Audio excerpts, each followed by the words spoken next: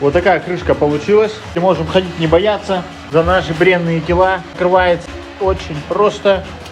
Подвальчик. А будем делать лестницу. Много чего надо спустить, чтобы здесь залить полы. Что у нас происходит на втором этаже? Утепляем окно. Товарищ Николай любезно согласился нам помочь в этом. А также помог разделить комнату отдыха, где мы можем бросить свои человечьи скафандры. Осталось только по помойкам насобирать гипсокартон и зашить.